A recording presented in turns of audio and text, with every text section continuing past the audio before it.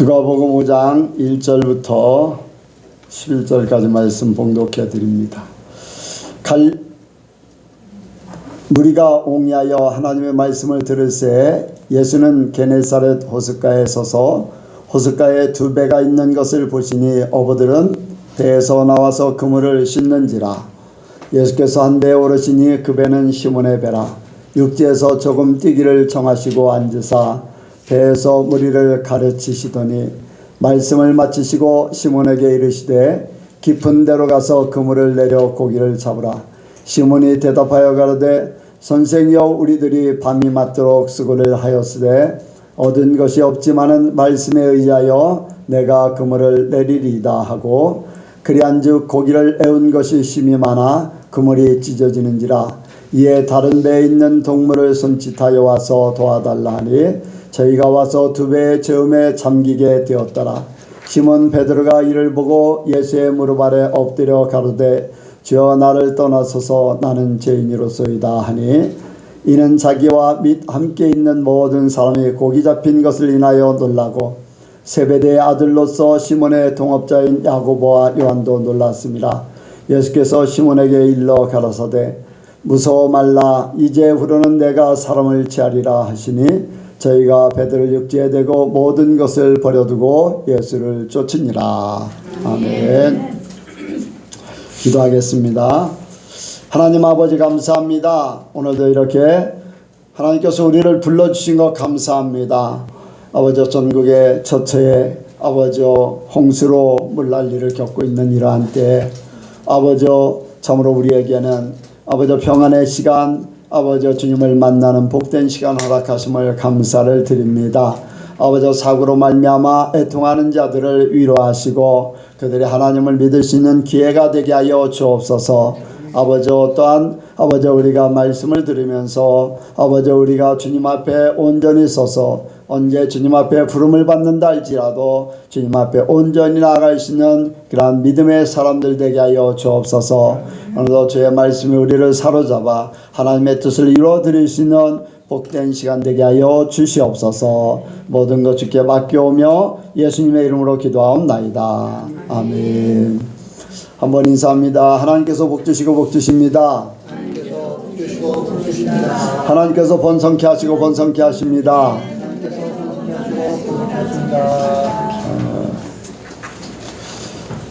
비가 많이 왔는데 별 피해가 없으신지요?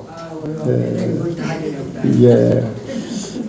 우리 교인들은 그래도 피해가 없는 것 같습니다. 바로 옆 동네, 여기서 5분 거리 정도 되는 성동이라는 곳에는 제방뚝이 터져가지고 대피하는 사람들이 많이 생겼고, 여기서 한 10분 거리 용안 있잖아요. 용안 이쪽에 익산 쪽에 거기에도 우리 교인들이 이제 몇 사람 있었는데, 거기에도 몇 개 리가 피신하는 용안면에 한 10여 개 리가 금강뚝이 넘쳐가지고 피신하는 그러한 일들이 벌어졌습니다. 우리 주변, 바로 주변에요.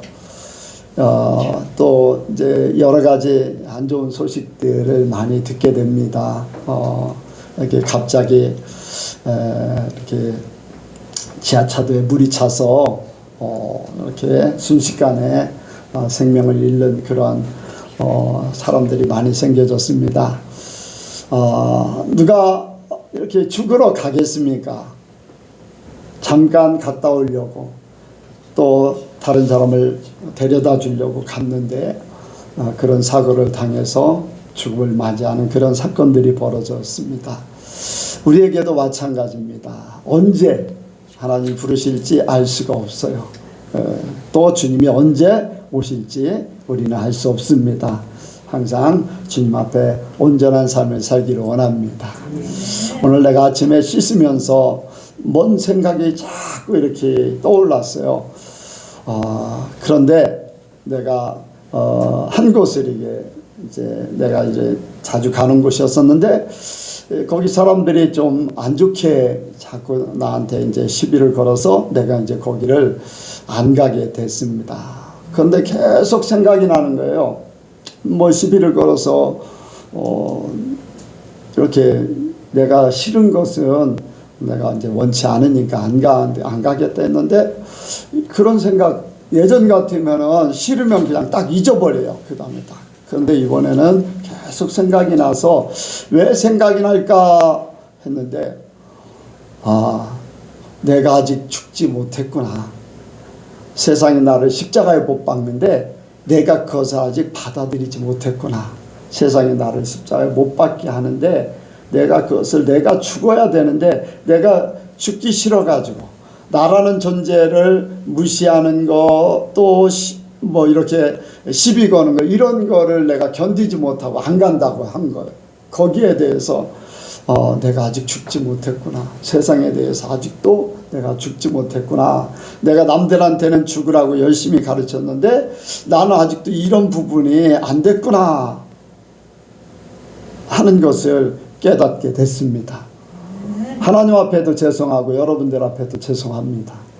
내가 앞에서 인도자가 돼서 남들에게는 이렇게 하라고 하면서 어느 편에서는 하는 것 같은데 또 어느 편에서는 그렇지 못한 부분이 있다는 것을 여러분들에게 고백합니다.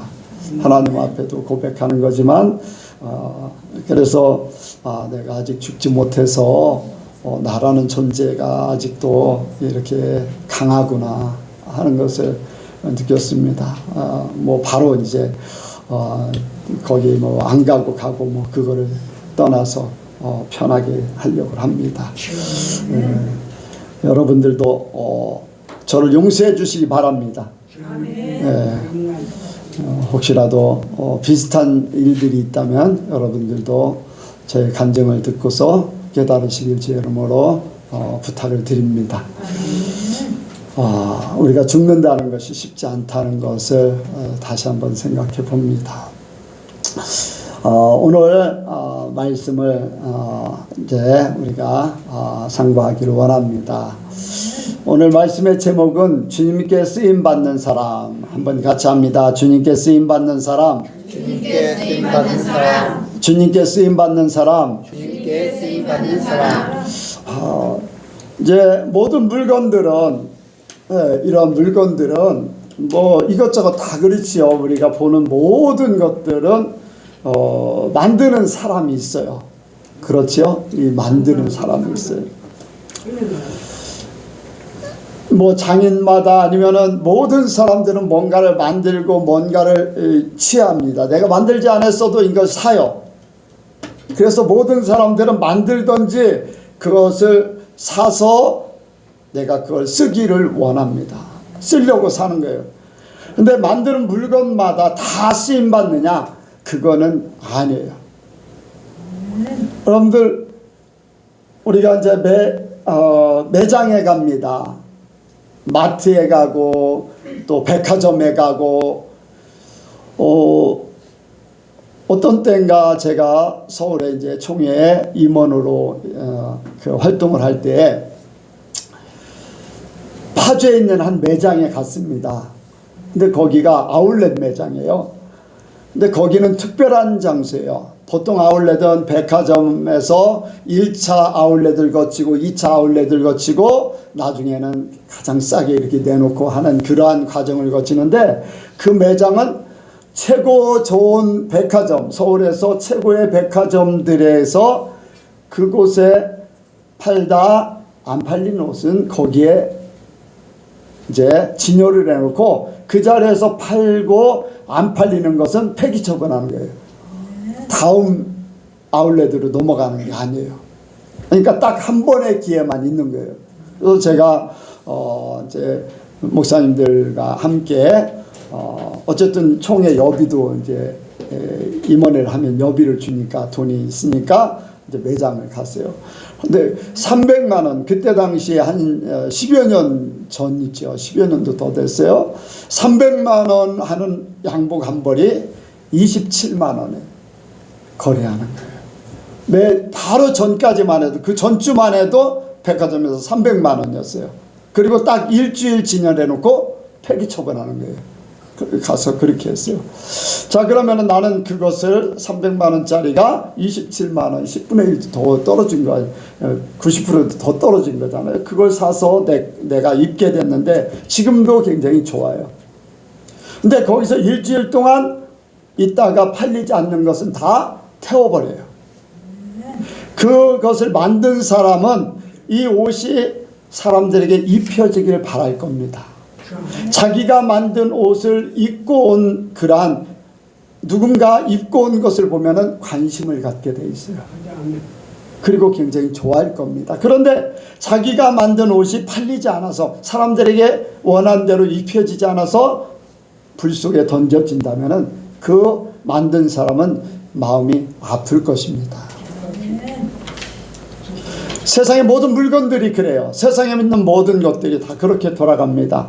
뭔가 쓰임받기를 원하고 또 쓰기 위해서 사고 하는데 돈을 많이 들여서 쓰려고 샀는데 보니까 쓸모가 없어져 버려요. 그러면 그 산 사람은 마음이 아플 수밖에 없어요. 이것을 하나님 앞에 적용을 해봅니다.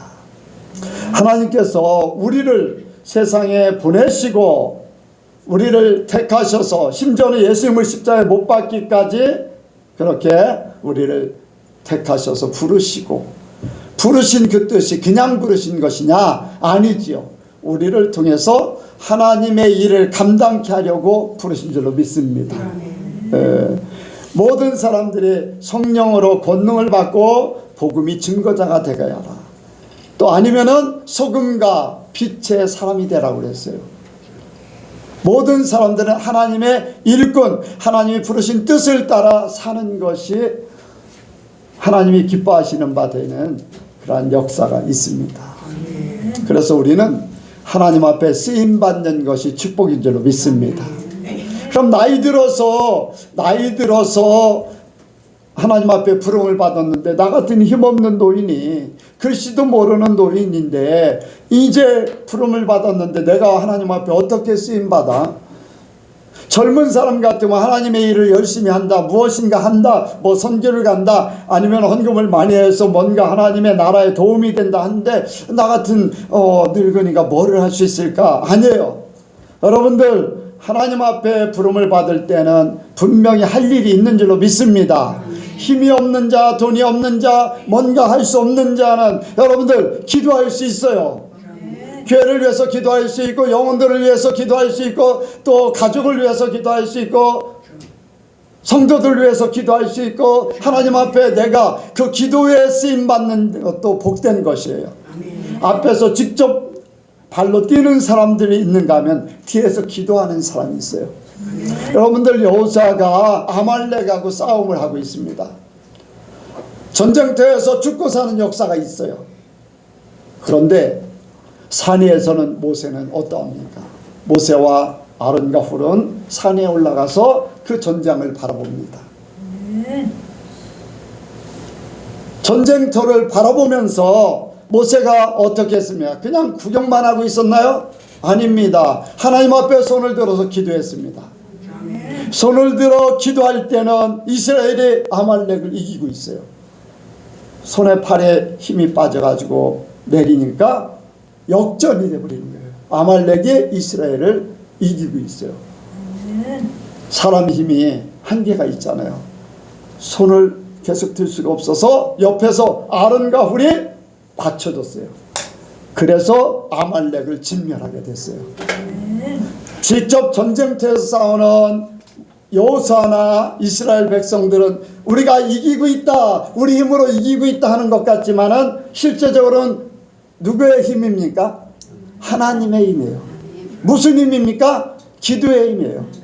보이지 않지만 기도하고 있기 때문에 전쟁터에서 싸워서 이기고 있다는 거예요. 할 수 없는 게 아니라 모르기 때문에 못하는 것이고 안 하기 때문에 그렇습니다. 무엇인가 내가 쓰임받는 사람이 하나님 앞에 복됩니다. 하나님이 나를 부르신 이유, 하나님이 나를 택하신 이유, 우리가 쓰임받는 그러한 우리 예선교회 성도들이 되길 주의 이름으로 축복을 드립니다. 그래서 여러분들 예수님을 닮으시고 선교하는 일에 최선을 다하시되, 선교하는 일은 여러분들 물질로도 선교할 수 있고 직접 가서서 선교할 수 있고 기도로 선교할 수 있고 보내는 선교사, 가는 선교사. 우리는 우리 예선교회가 그 일을 감당하길 원합니다. 예수님을 담고 선교하는 교회이기 때문에 예선교회예요. 우리가 그 일을 위해서 최선을 다해야 될 줄로 믿습니다. 우리가 쓰임받는 사람이 되는데 어떤 사람이 쓰임을 받는가? 오늘 말씀에 이제 예수님께서 게네사렛 호숫가에서 사람들이 많은 가운데 말씀을 전하기 시작했습니다. 너무 많아서 배에 오르셔서 해변에 있는 그 호숫가 가에 있는 사람들에게 말씀을 전합니다. 그리고는 베드로에게 말씀을 전한 후에 베드로에게 깊은 데로 가서 그물을 던져라. 근데 베드로가 이야기합니다. 주여, 우리가 밤이 맞도록 수고를 하였지만 한 마리도 잡지 못했습니다. 그렇지만 주님의 말씀에 의지하여 그물을 던지겠습니다. 그래서 깊은 데 가서 그물을 던졌더니 고기를 너무 많이 잡았어요. 베드로의 배에 다 실을 수가 없어서 요한의 배를 청해서 고기를 나눴는데도 불구하고 두 배가 잠길 정도가 되어버렸습니다. 얼마나 고기를 많이 잡았을까요? 그 정도로 고기를 많이 잡았어요. 자, 여기에서 예수님께서는 베드로를 불러서 이제 너는 사람을 취하는 사람이 될 것이다. 다른 성경에는 고기 잡는 사람을 낚는 어부가 될 것이다. 이제까지 고기 잡는 어부였지만은 이제 사람을 낚는 어부가 될 것이다. 아멘. 그렇게 말씀하시면서 나를 따르라고 말씀하십니다. 베드로는 고기와 배와 가족을 다 버려두고 예수님을 따르기 시작했습니다. 주님 앞에 쓰임받는 사람 첫 번째는 믿음을 우선으로 하는 사람입니다. 믿음을 우선으로 하는 사람.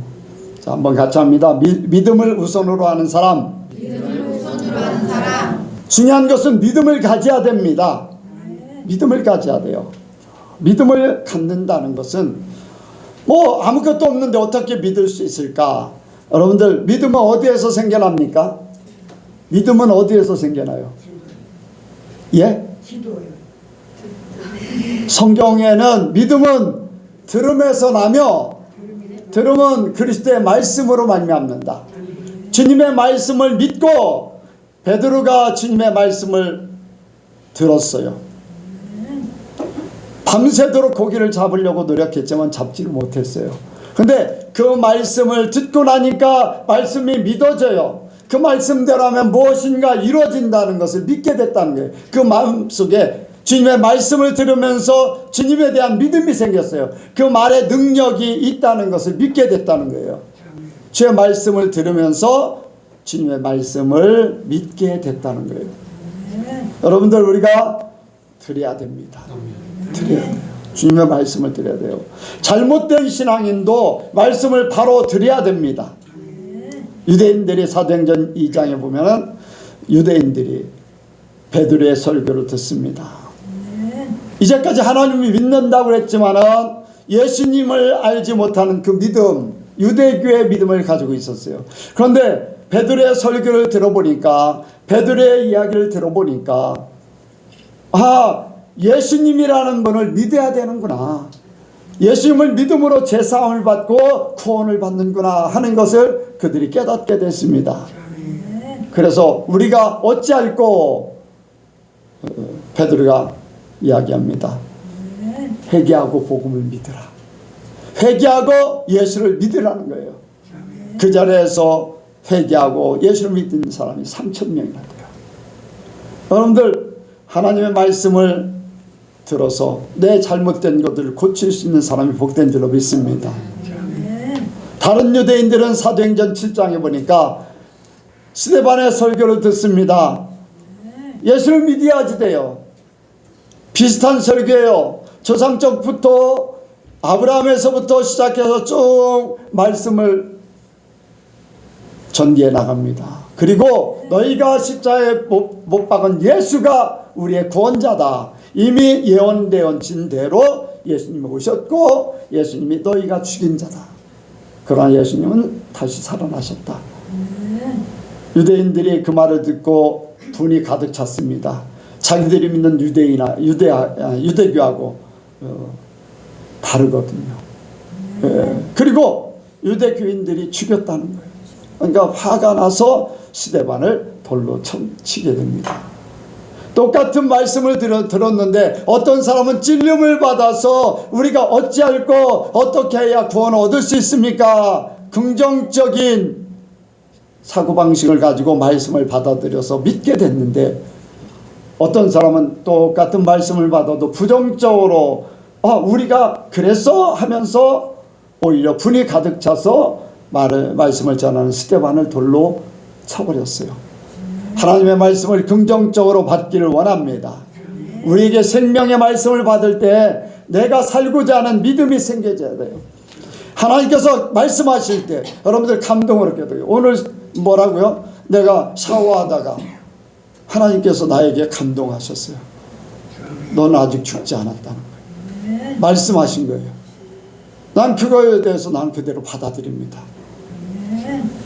내가 이렇게 해서는 안 되겠구나.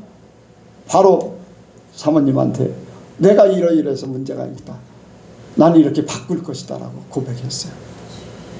내가 살고자 하면은 하나님의 말씀을 긍정적으로 받아서 내가 그 말씀대로 이루어야 돼요. 하나님의 말씀을 듣는 자가 복된 줄로 믿습니다. 그래서 말씀을 드려야지 믿음이. 그런데 베드로의 이 믿음으로 사는 것은요, 경험을 초월하는 거예요. 베드로가 뭐라고 합니까? 깊은 데 가서 그물을 던져라 하니까 뭐라고 합니까? 한번 말씀을 보겠습니다. 5절이요.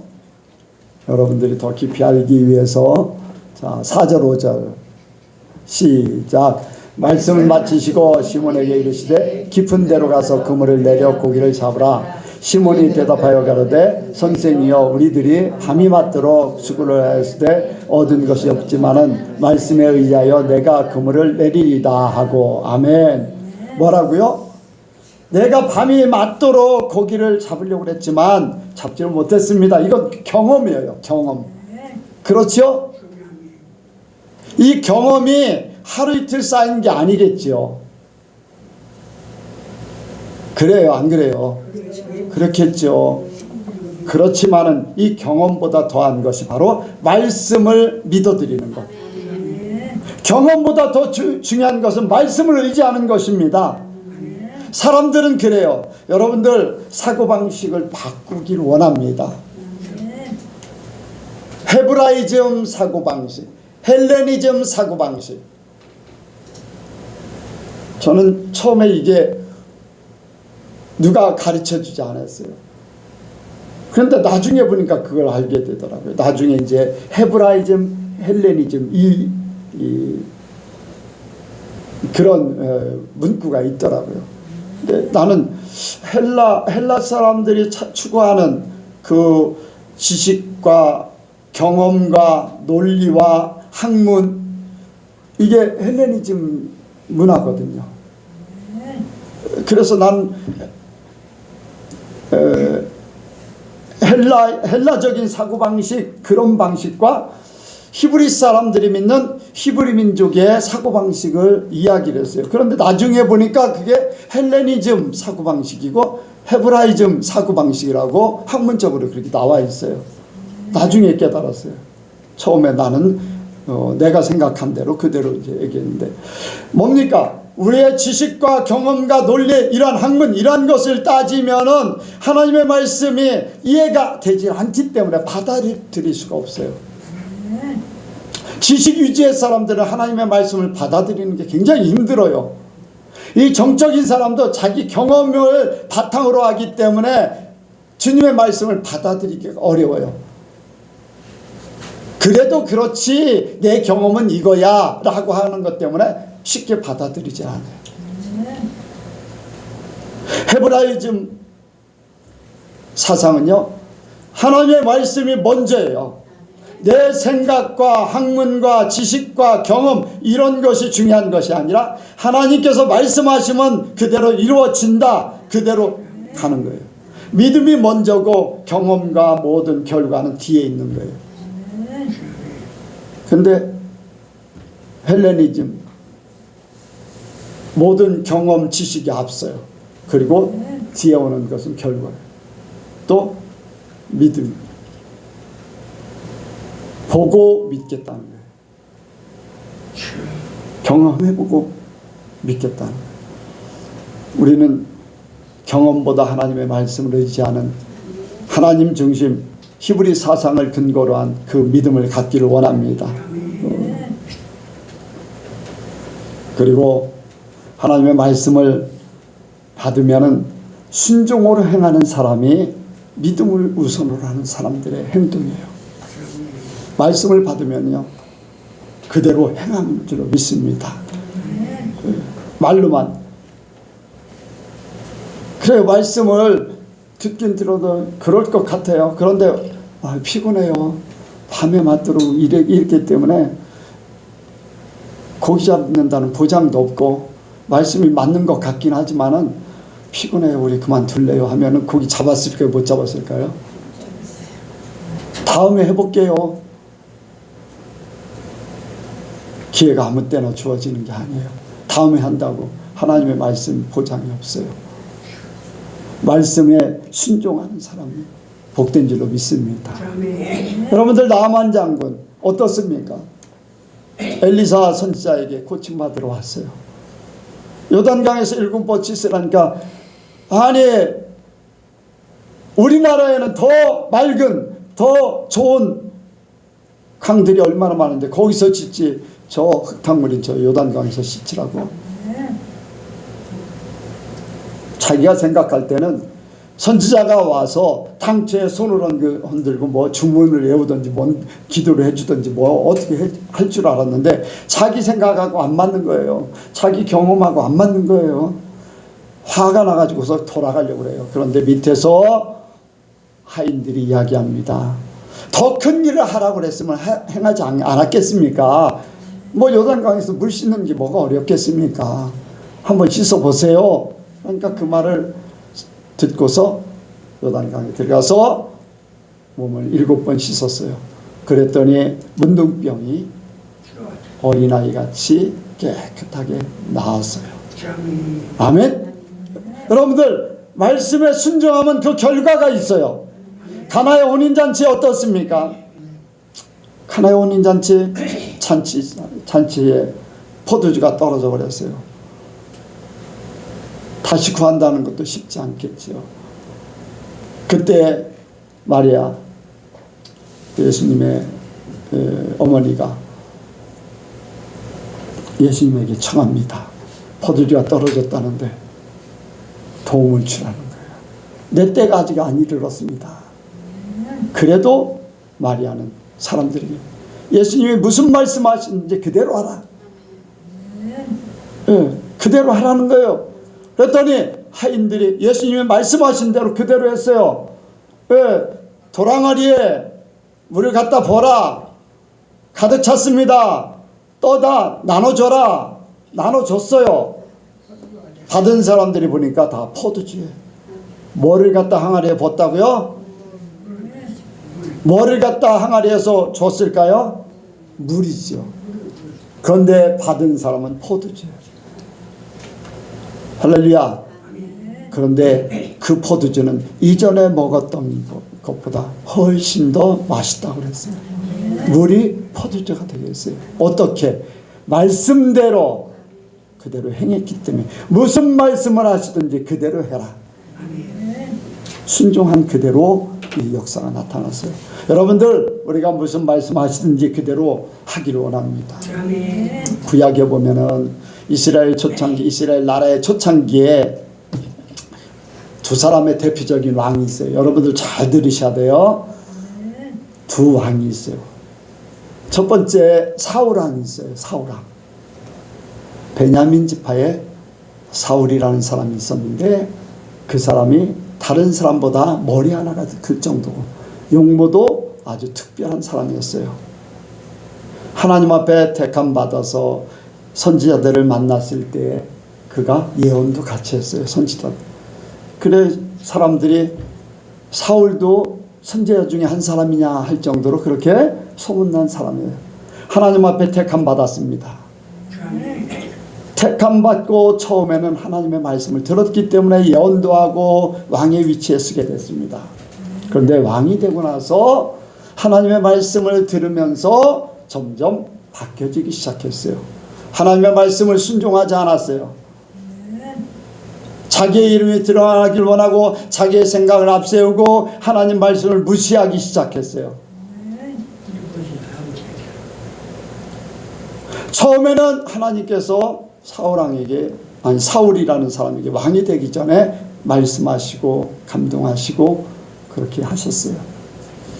근데 나중에는 어떻게 했습니까? 하나님이 직접 말씀하셨을까요? 아니에요. 사무엘을 보냈어요. 다윗은 처음부터 끝까지 하나님의 말씀을 들었어요. 하나님 말씀대로 살기를 원했어요. 죄를 졌을 때 나단 선지자를 보낸 것 그 외에는 거의 하나님의 말씀을 순종하며 하나님의 말씀을 들으면서 살았어요. 그리고 하나님 말씀대로 그대로 되기를 원했습니다. 자, 사울왕과 다윗왕의 차이는 무엇일까요? 하나님께서 계속 말씀하시는 사람과 사울왕은 처음엔 말씀하시다 나중에 안 되니까 하나님의 심부름꾼 일꾼인 사무엘 선지자를 보냈어요. 근데 나중에 보니까 어떻게 됐는가? 사무엘이 사라져버리니까 이제 사울왕이 문제가 생겼어요. 전쟁의 사건, 이런저런 일들이 생겼어요. 하나님 앞에 기도했어요. 하나님께서 응답하셨을까요? 안 했어요. 꿈으로도 하지 않았어요. 선지자를 통해서도 말씀하지 않으셨어요. 우림과 둠빔으로 기도해도 응답이 없었어요. 왜 그럴까요?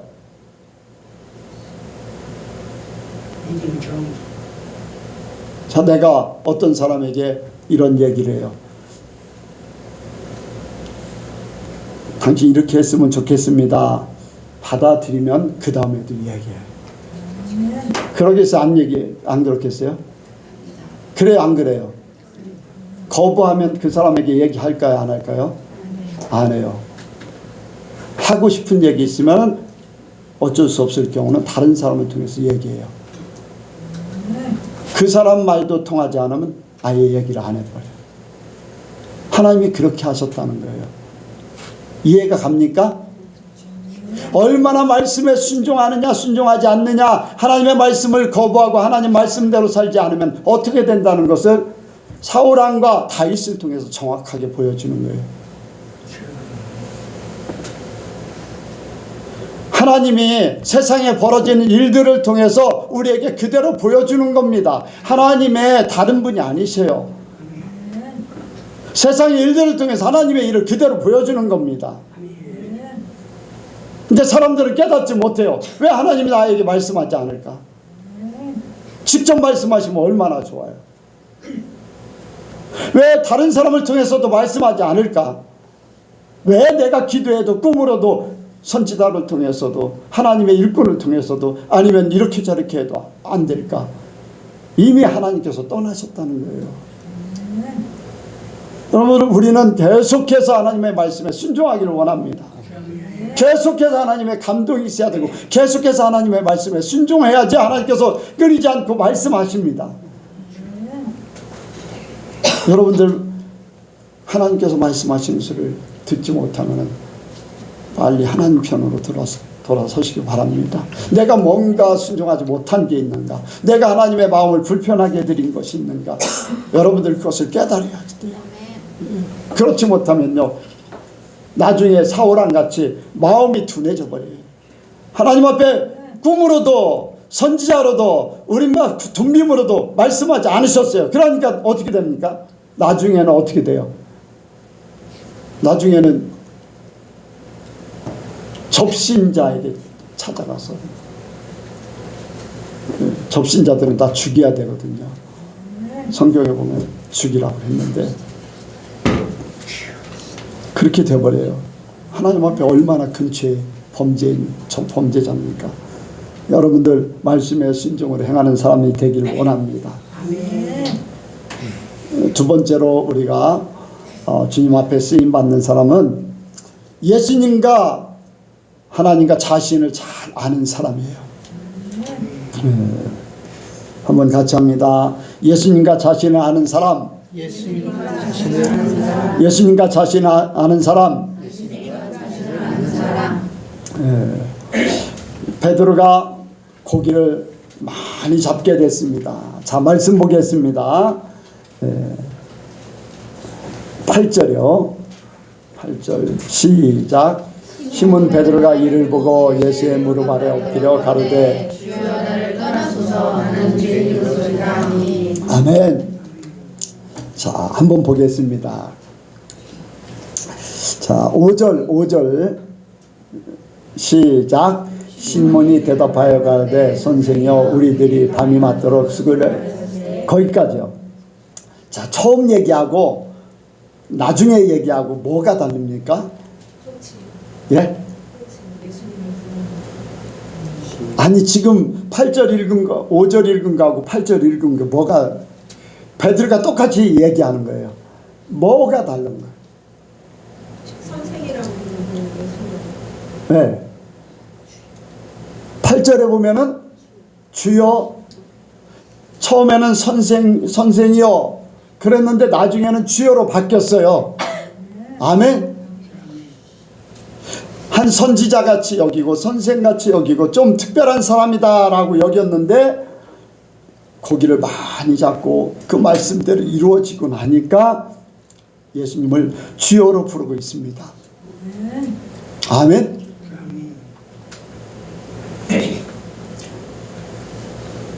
주님께서는 모든 것을 알고 계시다는 그것을 고백하는 거예요. 보면은 다른 이제 예수님께서 부활하시고 나서는 베드로에게 배 오른편에 그물을 던져라 그랬더니 고기를 153마리를 잡게 됐어요. 깊은 데로 가서 던져라. 오른편에 가서 오른편으로 던져라. 이제 그런 그것이 다른데, 주여로 부른 것은 선생으로서는 그 말씀을 의지해서 던지겠지만은 잡고 나니까 주님은 모든 것을 다 알고 계시다는 것을 고백하는 거예요. 주님에 대해서 고백하는 거예요. 예수님은 모든 것을 알고 계시는 분이다. 그렇기 때문에 베드로가 자신은 죄인입니다 라고 고백하는 거예요. 나의 모든 것도 알고 계실 분입니다. 아멘. 여러분들, 우리 예수님은 또 하나님은 나의 모든 것을 알고 계시고 세상의 모든 것을 알고 계시고 모든 것을 주관하시는 분입니다 라고 고백하는 거예요. 주관자, 나를 도우실 분으로만 여기는 게 아니에요. 필요해서 종교는요, 내가 필요할 때 나를 돕는 존재로 알아요. 내가 천둥번개 칠 때 나를 지켜줄 존재. 그래서 아니면은 병에 걸렸을 때 그 병을 고쳐줄, 피해가 없도록 하는 그러한 독종의 신, 악질의 신, 피해가 안 가는.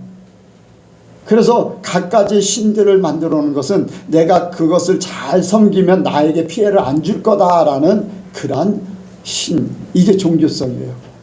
근데 우리가 믿는 하나님은, 예수님은 종교성이 아니라 우리의 모든 것을 주관하시는 분, 나를 너무나 잘 아시는 분, 나의 모든 생사복을 주관하실 분으로 믿는 거예요.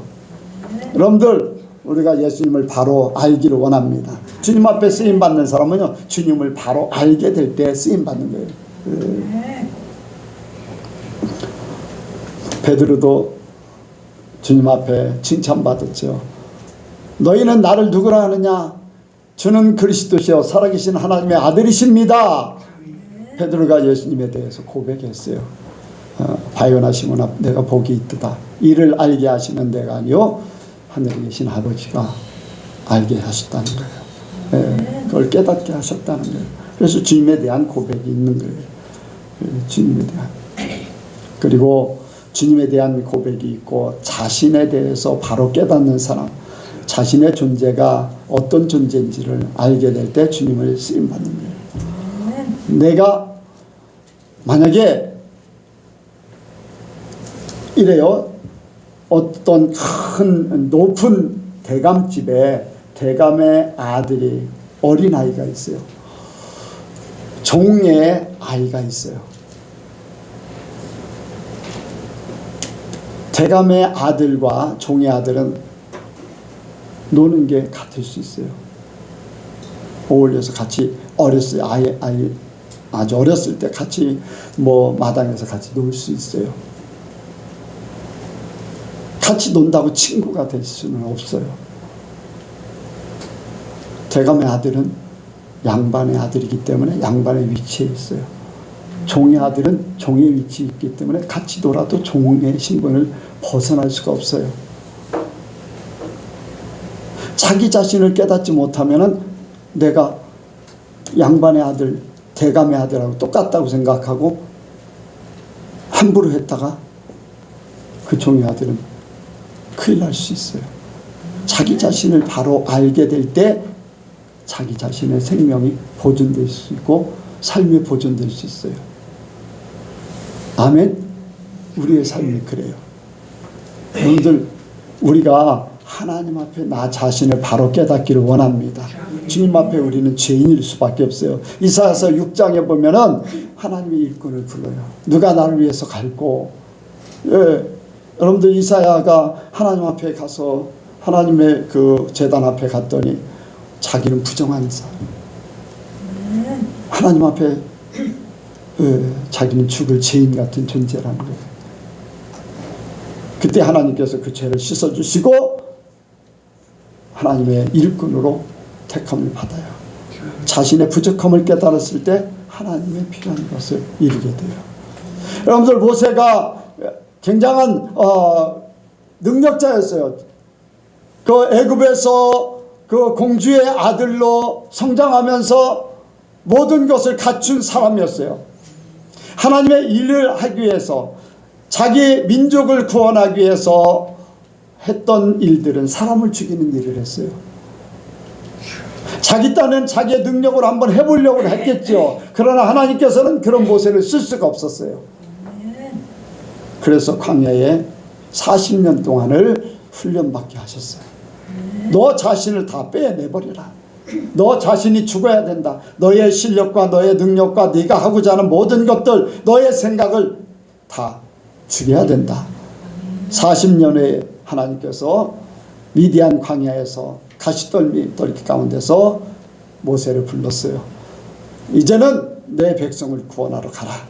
나는 할 수가 없습니다. 나는 입술이 둔한 자입니다. 다른 사람을 보내소서. 자기 자신에 대해서 모든 것을 내려놨어요. 왜입니까? 하나님의 일은 하나님이 하시도록 해야 돼요. 그런데 내가 살아있으면 내 힘으로 해요. 하나님의 일, 내 일. 그러다가 나중에는 내 자신이 존재가 커지면서 자신의 걸로 바꿔버려요. 철저하게 죽어야 됩니다. 예수님께서 40일 금식하신 이유는 40일이면 죽음이라는 거예요. 그래서 40일 동안 금식하시고 하나님의 일을 감당하는 거예요. 우리는 우리 자신이 누구인지를 깨닫기를 원합니다. 우리 자신의 부족함, 연약함, 그래서 주님만이 이룰 수 있는, 그래서 예수님의 말씀을 주시면 그대로 받아들이는, 주님의 말씀이면 100% 내 생각이 아닌, 내 경험이 아닌, 나라는 존재가 아닌 오직 주님의 말씀으로 그대로 이루어 드리길 원합니다. 이런 사람이, 자기 자신을 아는 사람이 주님의 것을 받게 돼요. 주님의 것을 100% 받아서 그 말씀대로 모든 것을 이루게 되는 줄로 믿습니다. 마지막으로 삶이 오직 예수님이 될 사람. 같이 합니다. 삶이 오직 예수님이 될 사람. 삶이 오직 예수님이 될 사람. 여러분들 우리의 삶이 오직 예수가 되길 원합니다. 여러분들 뭐 목사야 더 예수님처럼 이렇게 살려고 노력하겠지만 그게 목사라고 해서 아니에요. 여러분들도 그 삶이 돼야 됩니다. 모두가 다 제자예요. 목사만 제자가 아니라 여러분들도 예수님의 제자예요. 오히려 목사보다 더한 제자도 될 수 있어요. 여러분들 믿으시기 바랍니다. 그래서 여러분들의 삶이 뭐 직장 생활을 하든 학생이든 뭐 그거 상관없어요. 나는 예수님의 제자의 삶을 살겠다. 예수님처럼 살겠다는 그 마음, 그 믿음이 있어서 그대로 살기를 원합니다. 이것은 바로 우리가 사는 모든 것들이 이제 베드로가 주님 앞에 부름을 받습니다. 너는 사람을 취하는 사람이 될 것이다. 너는 사람 낚는 어부가 될 것이다. 나를 따르라. 여러분들 수많은 고기를 잡았어요. 배도 있어요. 먹고 살 모든 터전이 있어요. 부모도 있어요. 형제도 있어요.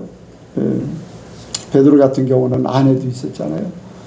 그런 모든 것들을 다 버리고 예수님을 쫓았어요. 주님을 따를 때 나의 삶의 모든 것들이 포기되어지는 것, 내가 힘줄 만한 것 포기되어지는 것, 내가 의지할 만한 것 포기되어지는 것. 그래서 아브라함에게 하나님께서 나의 사람이 되기 위해서 너는 본토 친척 아비 집을 떠나라. 내가 살던 모든 것들을 버리고 이제 내가 삶의 바탕이 될지다.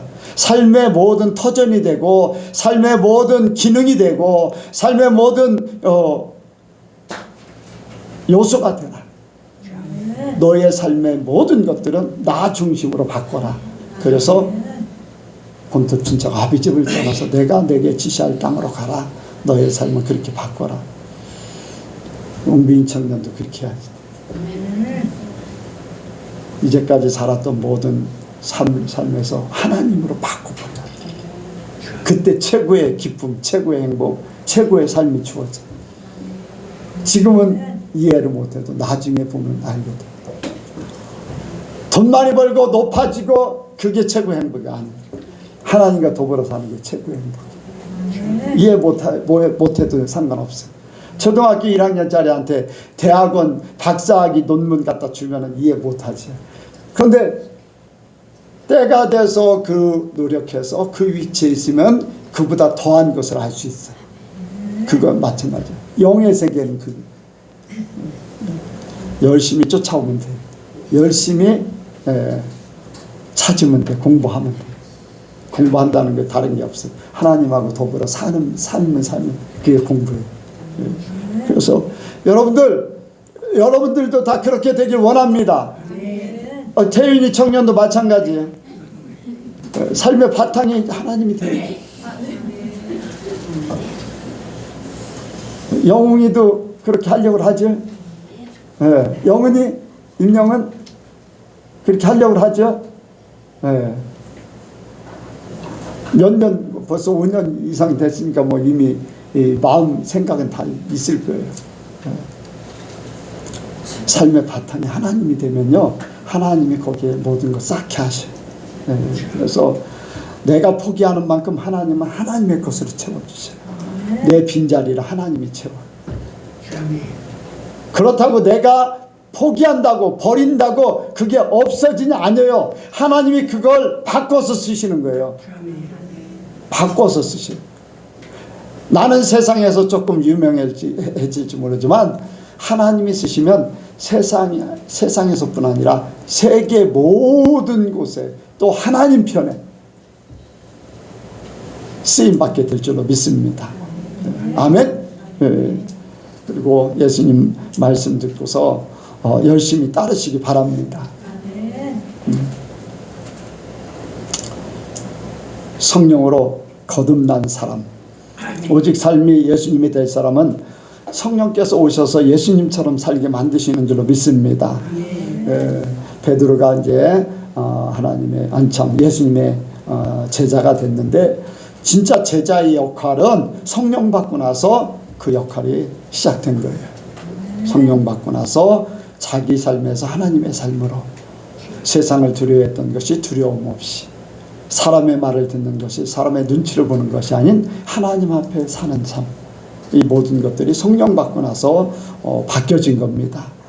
우리 예선께 아직 성령의 역사를 이루지 못한 사람은 성령을 받으시고 성령의 역사를 이루시기 바랍니다. 내가 아니라 하나님이, 하나님의 말씀과 하나님의 계획과 하나님의 뜻대로 살 수 있는 그 모든 것들이 바뀌어지는 역사가 있기를 원합니다. 기도하겠습니다. 하나님 아버지, 우리가 주님 앞에 부름받았고 택함받았고 이제 이렇게 하나님 앞에 말씀을 받습니다. 하나님이 부르신 뜻을 따라서 하나님 앞에 쓰임받는 사람 되게 하여 주옵소서. 하나님이 부르신 그 뜻대로 세움받게 하여 주옵소서. 어떤 자리에 있든지 어떤 형편과 처지에 있든지 하나님의 일꾼이라는, 하나님의 사람이라는, 하나님의 아버지 하나님이여 원하시는 바를 이루어드리는 그러한 하나님의 사람들 되게 하여 주옵소서. 모든 것 주께 맡겨오며 예수님의 이름으로 기도하옵나이다. 아멘.